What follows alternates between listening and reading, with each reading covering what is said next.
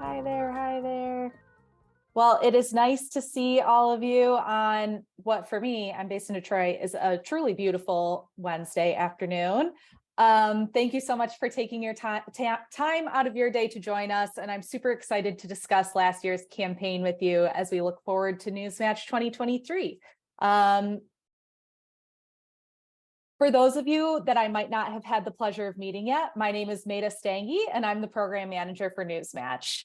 NewsMatch is a collaborative partnership between the Institute for Nonprofit News and the program's fiscal sponsor, the Miami Foundation. And I'm joined today by Cheryl, who is on the call, and she keeps the trains running by tracking our participation, leading due diligence and payment processing, overseeing reporting, answering a lot of your questions. So we're here to kind of take you through everything and answer any questions that you might have.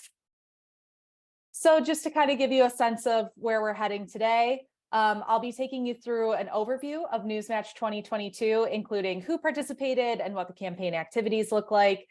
Then we'll dive into key performance trends and how we want to harness that potential for 2023. That's probably what most of you are most interested in.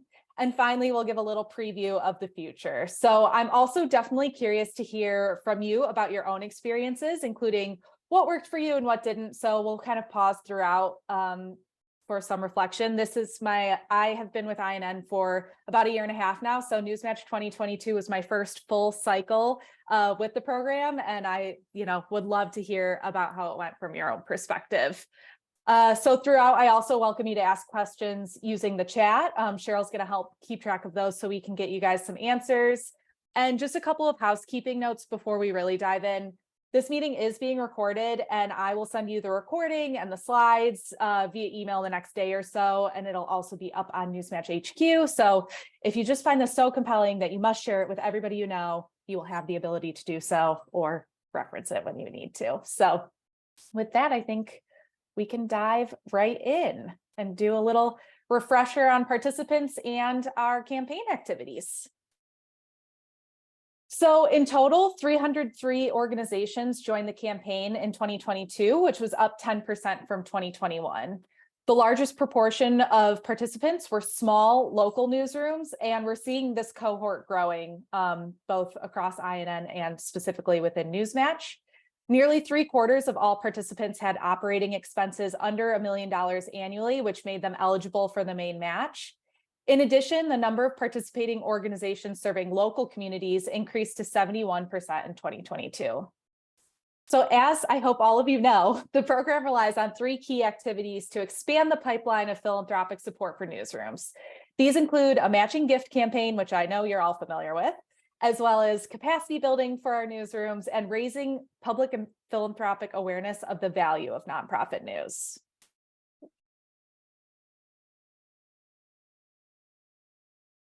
So NewsMatch aims to build public awareness about the distinct value of nonprofit news and inspire year-end giving by executing a national marketing campaign geared towards an array of funders and individual donors alike. To do this, we leverage the network of news organizations to inform the public about why they should be supporting nonprofit journalism by equipping newsrooms like yours with the cohesive messaging via the campaign toolkit. And from what we've heard from you, from many of you at least this year, is that cohesive branded messaging lends credibility to your campaigns. As one newsroom explained, the association with NewsMatch and its supporters are valuable for establishing our legitimacy. And we tend to hear that among kind of our smaller newsrooms, startup newsrooms, people who are kind of looking to tap into something bigger than themselves. Beyond providing just that cohesive messaging deployed by hundreds of newsrooms, in 2022, we also experimented with new ways to generate broader public awareness about nonprofit news at a national level. To do this, we executed a digital ad campaign promoting the value of nonprofit news to consumers that may not have otherwise been aware of why they should be supporting outlets like yours.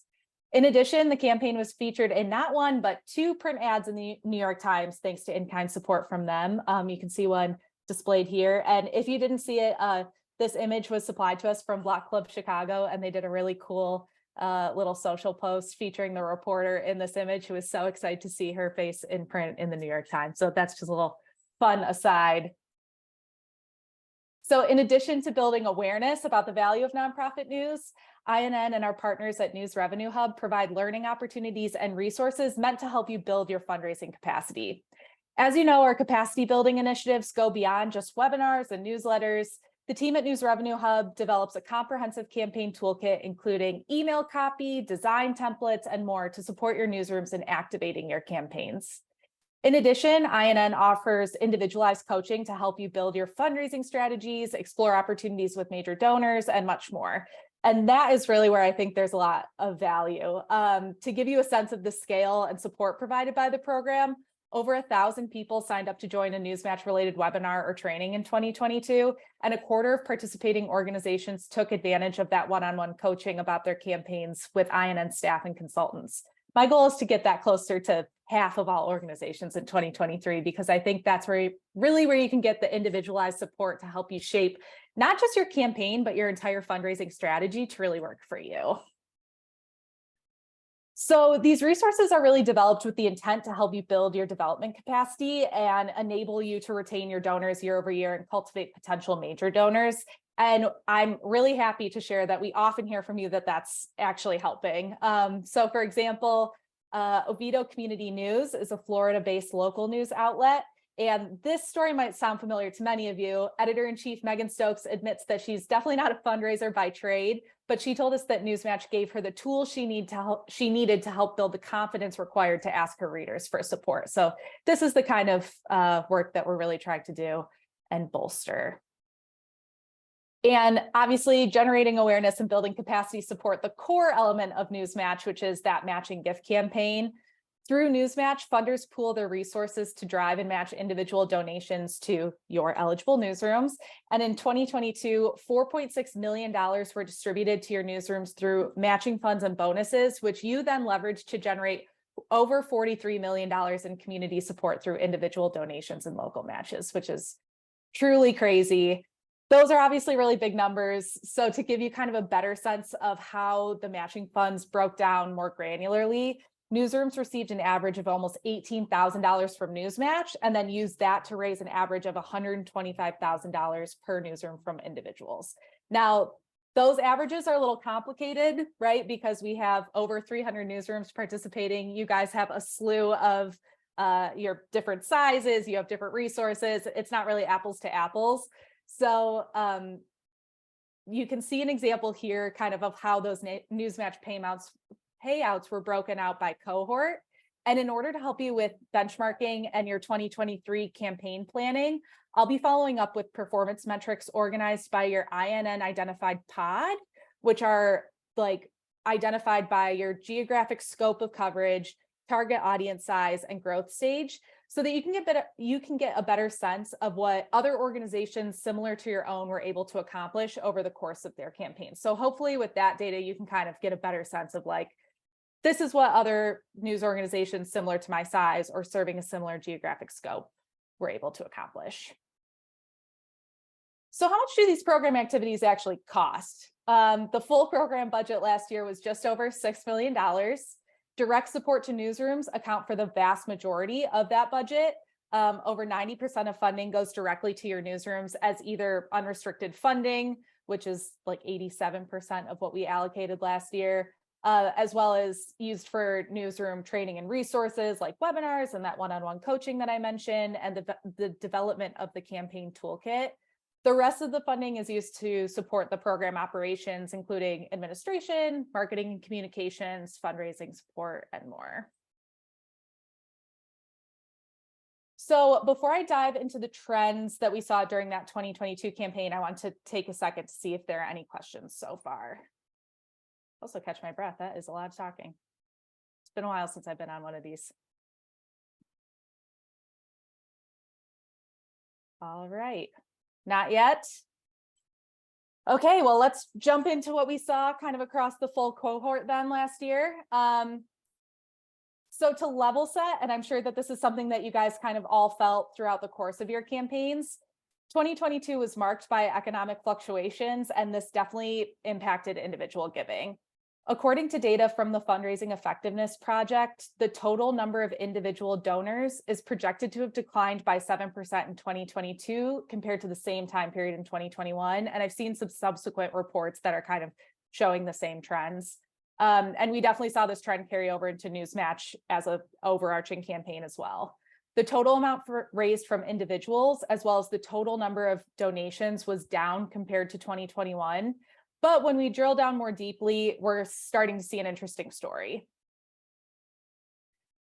Unfortunately, the majority of the decline in total individual giving was contained among the program's 50 largest participating newsrooms. But while those largest organizations weathered some downturns, our small newsrooms on average saw growth in support, actually. The amount raised from individuals is increasing year over year for organizations with expenses under $1 million annually. And newsrooms within that threshold increased the average amount raised from individual donors by nearly 10% in 2022.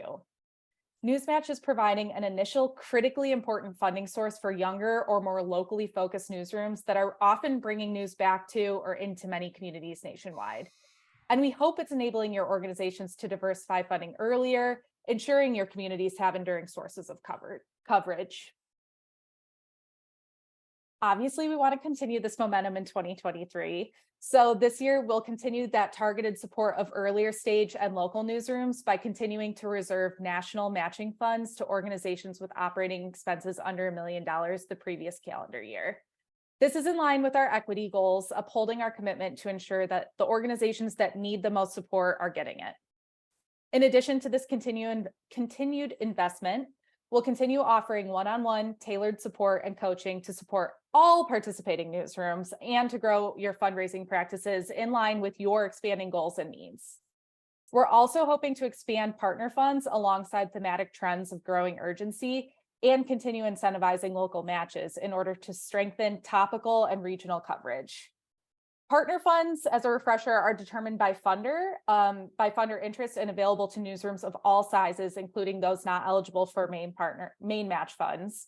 And as we continue to expand these funds,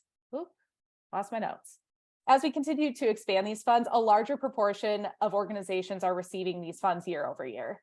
In 2022, nearly 60% of participating organizations received a partner fund of some sort. And the average partner fund payout for eligible newsrooms surpassed $10,000 per newsroom. Our largest participating newsrooms, who are ineligible for the national match, received an average of almost $14,000 per newsroom through a combination of partner funds and bonuses. So even if your organization is still eligible to receive main matching funds, there are still ample opportunities to benefit from NewsMatch. The expansion of partner funds, in addition to focus on local matches, which we'll dig into a bit more shortly, has led to significant growth and engagement from both place-based and issue-based funders. This signals that NewsMatch is evolving from a simple one-to-one matching model to a mechanism and tool that scales investments across multiple types of funders, national foundations, community foundations, major donors, and even those individuals who are giving your organizations $10 a month. Before I jump into this one, I'll pause there. Any questions along those lines? All righty. So moving on to another outcome we saw in 2022, and you might have felt this pinch during your own campaigns, but first-time donors to NewsMatch declined 10% across the field in 2022 compared to 2021. Obviously, this aligns with those individual giving trends that I shared earlier, which included a dip in the total number of donors giving to nonprofits, and it's to be expected given the economic uncertainty and anxiety of 2022. One of the benefits that we hope that you're experiencing through multi-year philanthropic support via NewsMatch is that it helps newsrooms like yours better prepare and build that revenue resilience, but obviously we still want to take steps to ensure that you're able to secure and then retain those new donors. In order to keep up newsroom momentum after the year-end campaign season, we have expanded our learning cycle from 4 months to year-round. NewsMatch is an excellent donor recruitment mechanism, and now we want you to really start thinking more critically about donor retention and cultivation. So in 2023, we're integrating INN resources from our Network Philanthropy Center, Audience Development Team, and more to keep you in a fundraising mindset all year instead of just leading up to year-end campaigns. Many of you have already joined us for webinars about how to engage and cultivate major donors, maybe taken advantage of INN's wealth screening services. In addition, you've had the opportunity to join a conversation about how to build a development team, which is key to strengthening your organization's fundraising capacity. And we hope that this information has been helpful and look forward to continuing the learning series throughout the year. Another step that we can take to generate new donors across the field is to build awareness about the value of nonprofit news by continuing to sharpen and hone our communication strategy, both as deployed by your own newsrooms and as a national messaging campaign through the organization itself. So with that, I want to pause for a moment. Knowing that we kind of have these challenges engaging new donors, I wanted to take a minute to see if anybody did anything to engage new donors that they found really effective. Or maybe you tried something that didn't work as well as you were hoping. So I would open the floor if anybody wants to share, although no pressure if not. Made a highest alter. The one thing we did was we targeted major donors and had one-on-one meetings with them in the month before NewsMatch. Which is definitely critical to getting, especially those local matches in the door, right? Like that takes a lot more time than just engaging those small dollar donors over the course of your campaign. Yeah. Walter, I'm curious to know how early, I know last year was your first campaign with us. How early did you guys go out and start engaging those new donors? I would say probably end of August, early September. So when November 1 came around, we already had about $12,000 in commitments toward the match goal. So can't beat that. Yeah, it was good. Love it. Did anyone else have any wins or any challenges in securing new donors this year? I think there were a lot of challenges, but.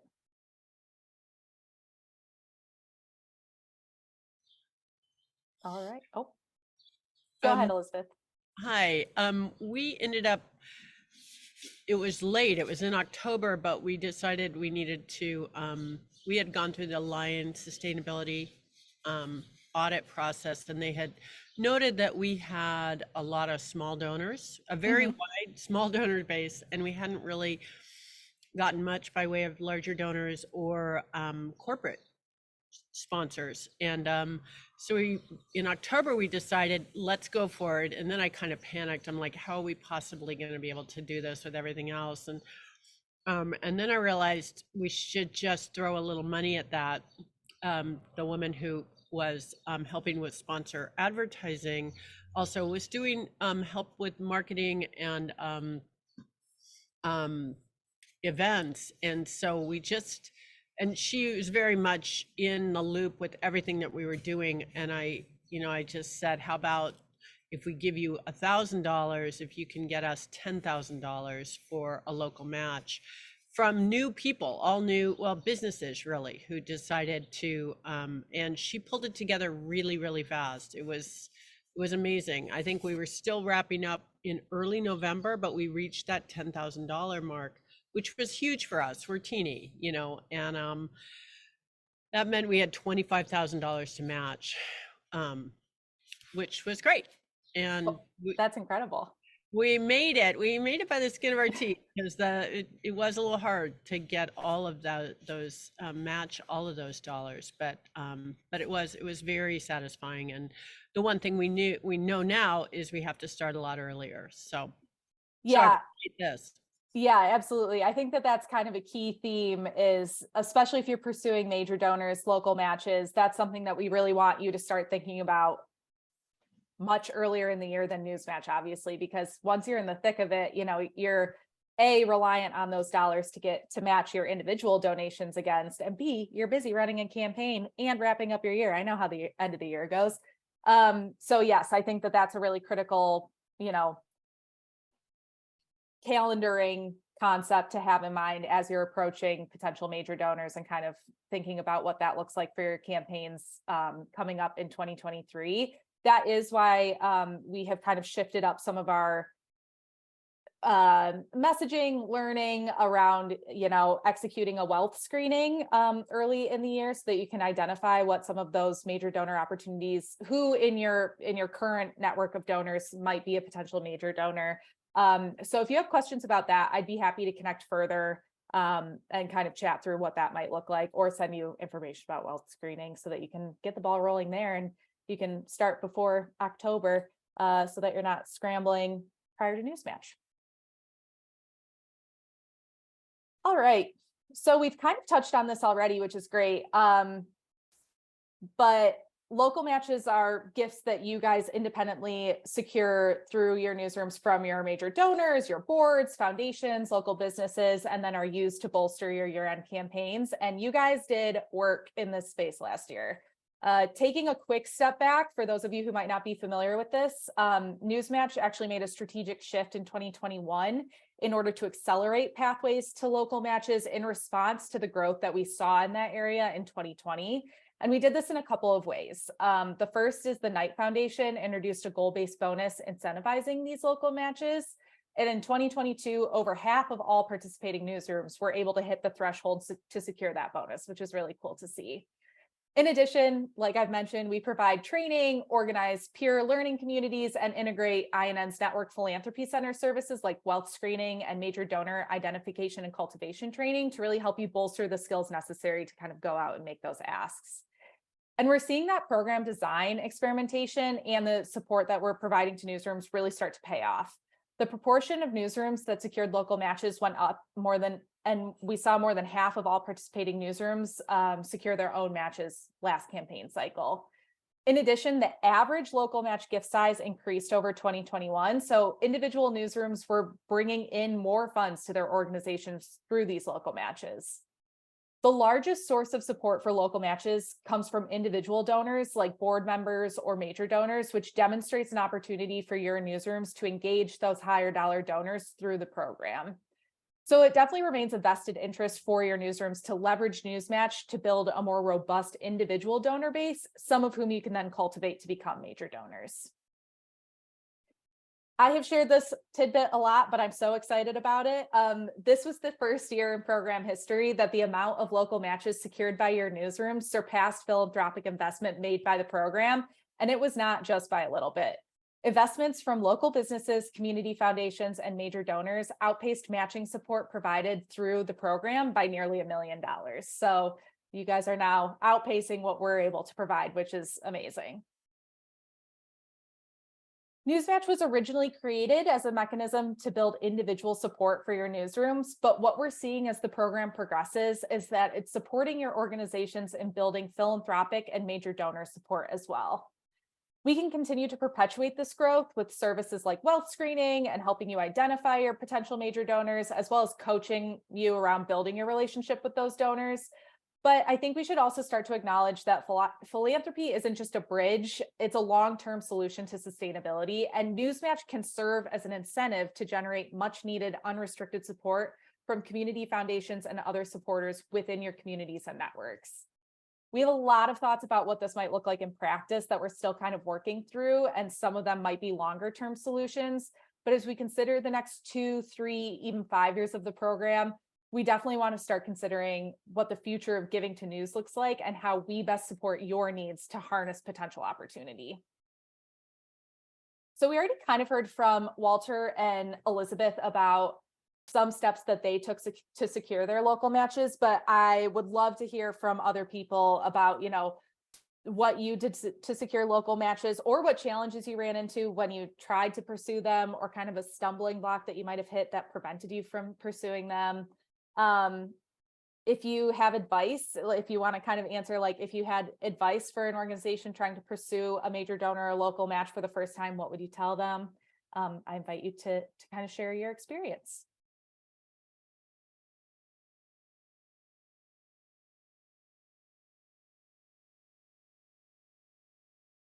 Lupita says in the chat that they're definitely trying to start early with the local matches this year, which I think is a great idea. That is definitely critical.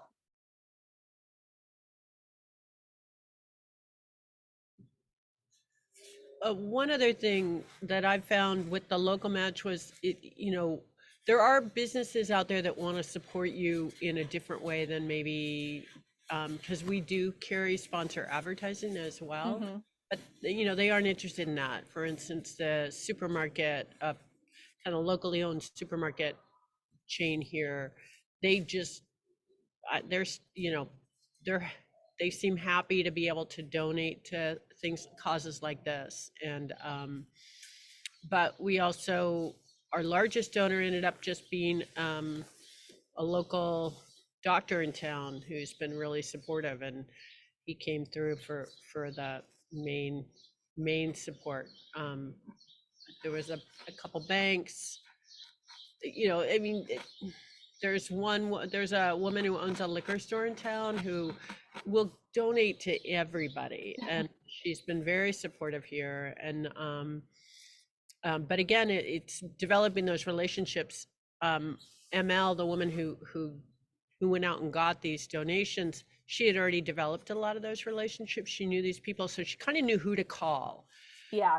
And that was good since we didn't have a lot of time. Obviously, if you start now, you've got time to maybe start to suss that out a bit, figure out. Good. Absolutely. And I think that obviously the relationship building is a key component to generating these larger gifts and pursuing major donors. And I'm curious about, your experiences identifying who those even might be. I think Elizabeth brings up a good point. They kind of were looking at people who provided support throughout the community already. And I think sometimes that's an opportunity that nonprofit news organizations don't pursue as actively, even though you should, because it is a community service and you're filling critical information needs within your community. So, if liquor store owner is supporting, the fire department and youth soccer, you also are all filling a critical community need as well. So that is another kind of thought I had. Walter, did you have something you wanted to jump in with? Nope. Oh, okay. I have something I'd like to share, Maida, right Go before I for it. leave. Is that okay? Oh, yes, please do.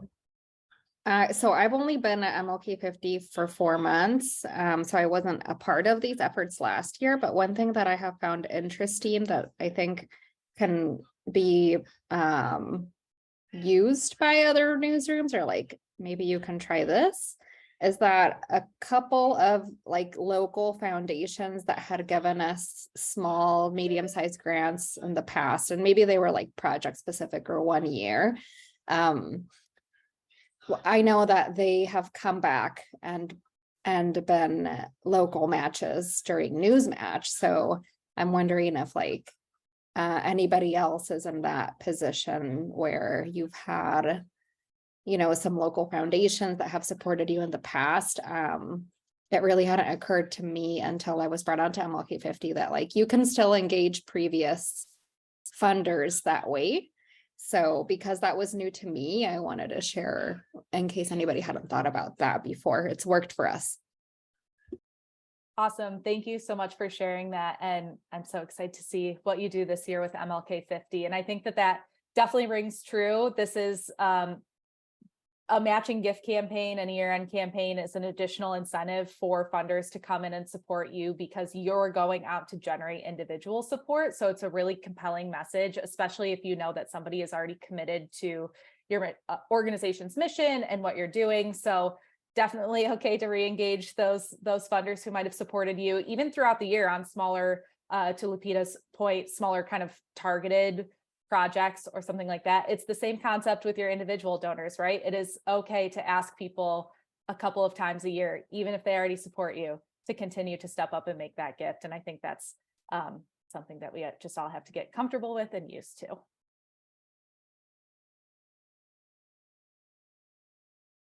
Any other thoughts before we actually wrap up?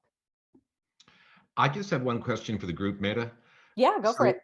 So last year was our first year doing a fundraising campaign for my newsroom, and we had the staff and board go out pretty heavily toward friends and family. So we did emails, out to family and friends who weren't necessarily even in the area, who didn't necessarily even read the news site. And we had pretty good success. I've supported friends walkathons for years, so I called in a lot of favors. What have people seen in year 2 and year 3 and year 4 in terms of friends and family donations? I think because we were so new and it was the first time we were asking last year, we had a good response. I'm curious to know if we should expect that same response in that friends and family category in year 2. My guess would be no. You won't be able to expect quite that good. Even just anecdotally, my own family, I've got 6 siblings, and first couple of years, they all donated, and that kind of dropped off. Yeah. I also don't know, depends on how you reach out to them though. Like putting it on my Facebook page, the first year we were in NewsMatch, my personal Facebook page, I think we got some donations that way. But maybe Facebook isn't so good for that anymore. That too much burnout from Yeah. so many asks. So Yep. I think Elizabeth's right. I will say, I think the flip side of that though, is as you become better established, as you continue to grow your audience, you're building a larger organic pool that you can continue to kind of make the case to outside of just your friends and family, right? Like you've already, they are going to support you because they're going to support you personally. But now you are in a position where you have hopefully many more readers and newsletter subscribers who you can make that appeal to, and you can start to rely a little bit less on those personal connections. Good point. I have one more question, if I can put it out there. So as we approach year 2, we now have knowledge of how much donors gave us in year 1. So should we go to someone, for example, who gave us $50 in year 1 and specifically suggest they give us 75 or 100 in year 2? Always try to move them up. And is there any strategy, or how do those tactics work in terms of what you suggest? I'm curious if anybody else has any suggestions before I jump in with my thoughts.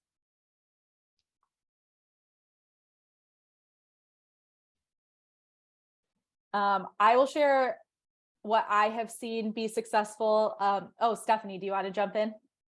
Sure. I've not been with my organization for very long. I started in January, so I missed NewsMatch. But prior to working here, I worked for Habitat for Humanity, and the rule of thumb is always be moving up.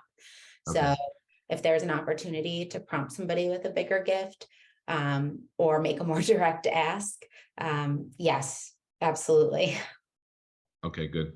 Yeah, definitely echoing Stephanie. You're going to want to continue to push people. You could segment your asks so you kind of have like different buckets that you are specifically tailoring to people, so you're not pushing too hard. But Walter, has Red Hook done a wealth screening? Because that's the other value of kind of knowing more about your donors' capacity to give, is you can make a little bit of a more concerted recommendation for what might be helpful.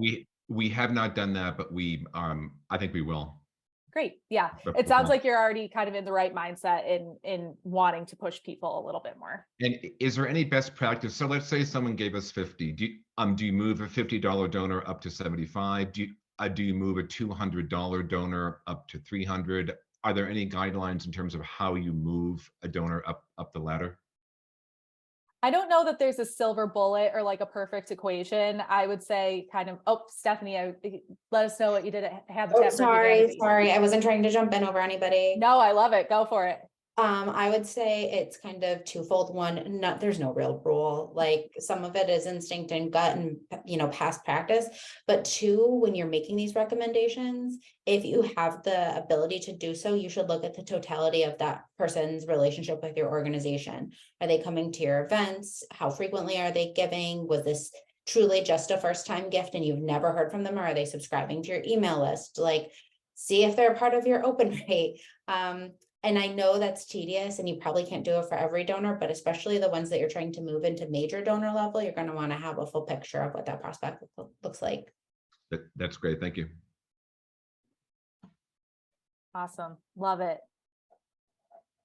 So just to give a little bit of a scan of what's on the horizon for 2023, I've touched on a lot of this already, so I'll kind of keep it brief, but I'd like to bring to the surface some of our key priorities for this year. And it's about taking what we have seen work and building upon that. So we'll continue to build on the program designed to incentivize local matches and major donors. And we'll support those efforts by expanding our training and resources, including broadening the timeline to support longer term cultivation of large gifts, which now we all know we should be working towards. We're continuing to scale partner funds and hope to support even more organizations with those funds this year. And we're hoping to bring more attention to the program from potential donors and funders through our national communications campaign, both by mobilizing your newsrooms through campaign materials, as well as sharpening our own year-end promotion of the campaign to generate broader awareness. And with the 2022 campaign behind us, I know you're eagerly awaiting updates for 2023. So by the end of this month, I don't think there are any new organizations on this call, but by the end of this month, any organizations who applied for INN membership for the first time before mid-April should know whether they've been accepted as members and can therefore participate in NewsMatch. And then in a couple of weeks, the INN team will be in DC for INN Days, and I hope to see some of you there.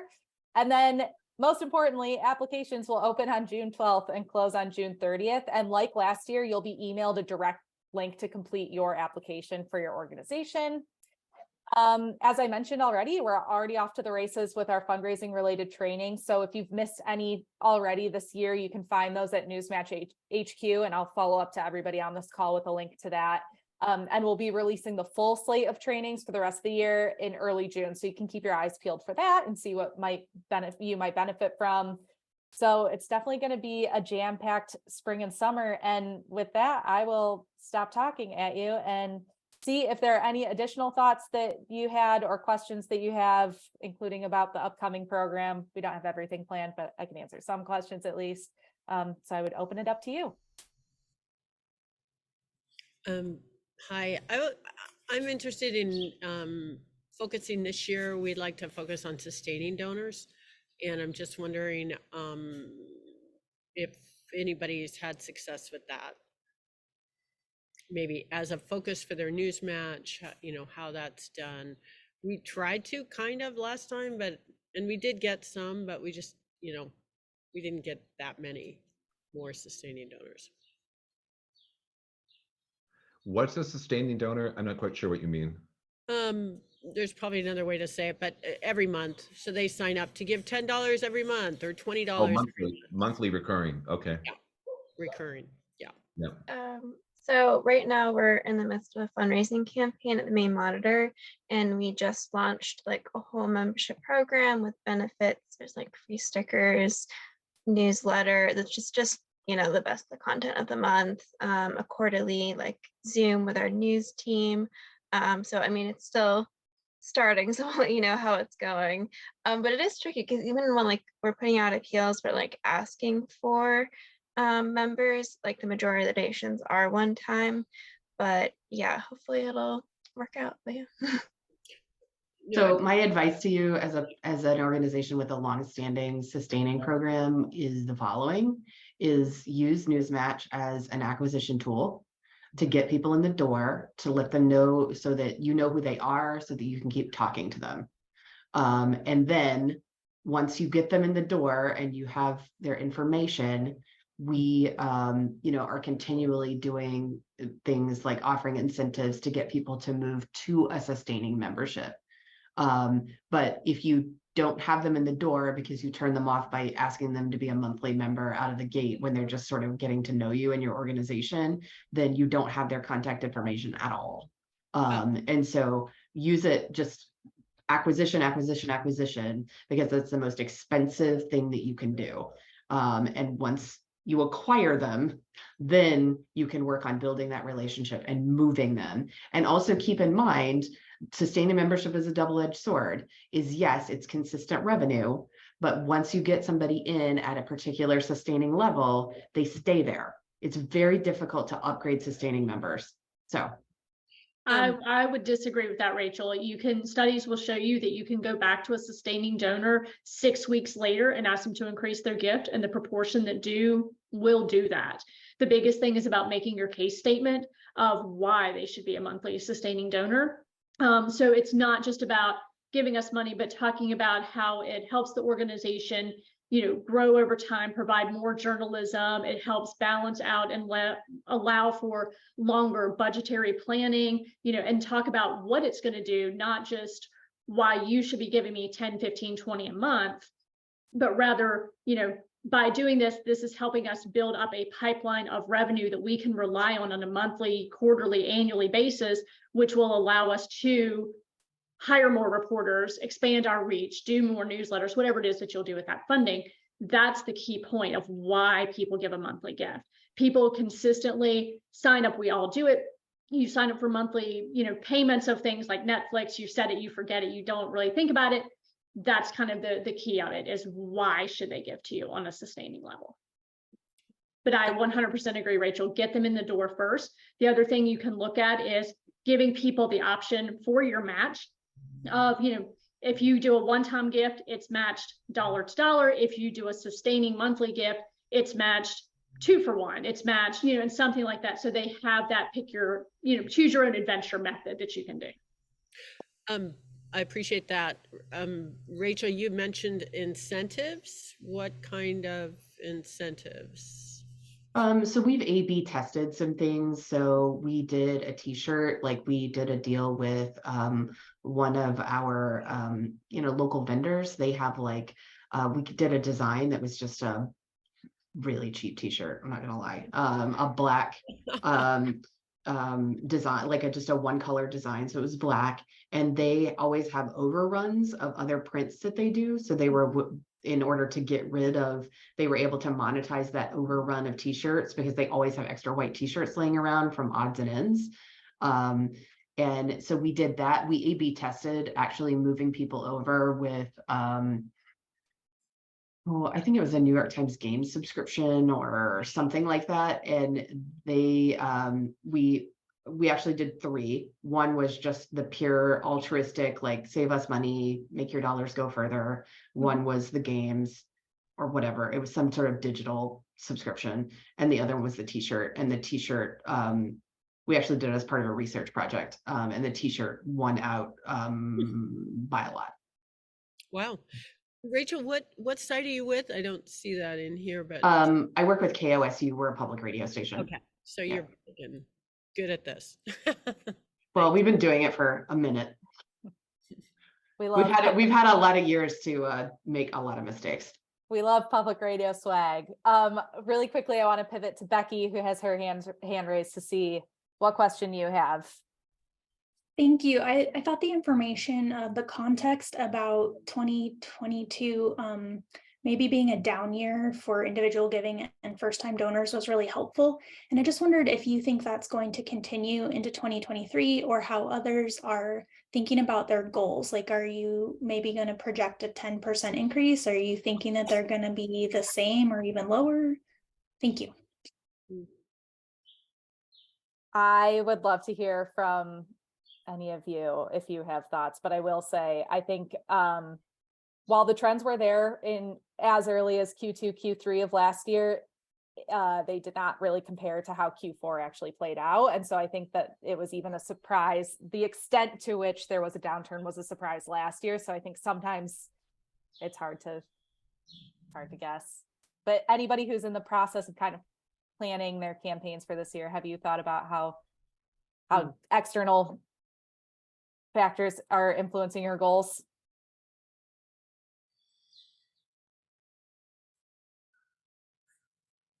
Becky, I think you have had an opportunity for us. I would not assume any increase. Yeah. I mean, it's just really, it's very economically uncertain. So I just, we're not assuming, we're actually assuming like probably a decrease. And then if we get an increase, we'll be happily surprised. Thanks, Rachel.